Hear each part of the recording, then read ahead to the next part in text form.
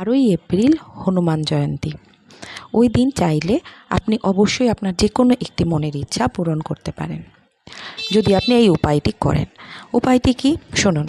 সকালে ঘুম থেকে উঠে স্নান করে যে কোনো একটি লাল বস্ত্র পরিধান করুন, করে আপনার গৃহের মন্দিরে বসে হাতে একটি সাদা কাগজ নিয়ে তাতে লাল পেন দিয়ে রাম নাম লিখুন 108 বার এবং সেটা হাতে ধারণ করে হনুমান চালিসা পাঠ করুন।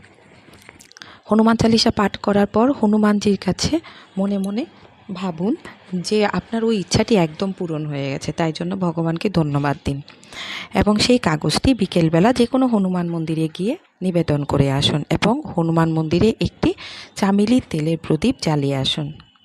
আপনার সেই ইচ্ছাটি অবশ্যই অবশ্যই অবশ্যই পূরণ হবে 100%। এর কারণ হচ্ছে ওই দিন এত জাগ্রত দিন, সেই জাগ্রত হনুমানজির দিনে এমন উপায়টি করলে সেই ইচ্ছেটি অবশ্যই পূরণ হয়।